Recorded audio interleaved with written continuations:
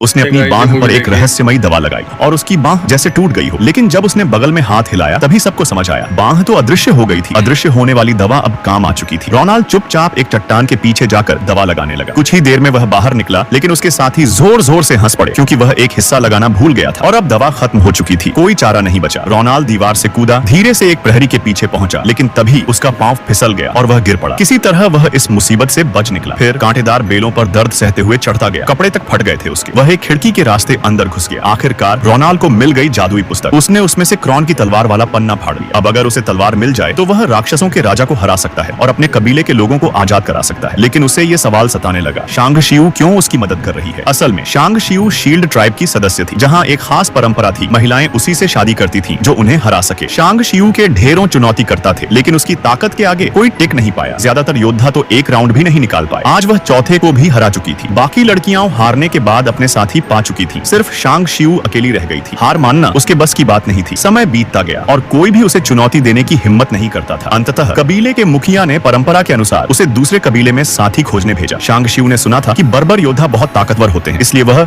Ronald के साथ चल दी। तभी अचानक राक्षस जाति के लोग ड्रैगन पर सवार होकर आ गए। शांग शियू ने रोनाल्ड को धक्का देकर बचा लिया, लेकिन खुद पकड़ी गई। उसे घसीटते हुए राक्षसों के राजा के दरबार में ले जाया गया, जहाँ उसने देखा उसके अपने कबीले के लोग लटके हुए हैं। ये दृश्य देखकर उसमें आग लग गई। उसने पहरेदारों को उठाकर पटक दिया, जंजीरें तोड़ दी और राजा के हमले से बच निकली। एक सही मौके पर उसने राक्षस राजा की टांग पकड़ ली और उसे उठाकर दूर फेंक दिया। फिर उसने कुल्हाड़ी उठाई, उछलते हुए उसकी ओर बढ़ी, लेकिन वह नहीं जानती थी राक्षस राजा अमर है। एक ही घूंसे में वह गिर पड़ी। परंपरा के अनुसार अब वह राक्षस राजा की पत्नी बन चुकी थी। उधर रोनाल्ड को जादुई तलवार मिल गई, लेकिन गलती से वो तलवार उसके हाथ से छूट गई और सीढ़ियों के नीचे जा गिरी। शांग शियू अंदर आई और तलवार उठा ली। रोनाल्ड को अब भी नहीं पता था शांग शियू अब राजा की ओर हो गई और आखिरकार दुनिया का आखिरी बर्बर योद्धा भी बंदी बना लिया गया।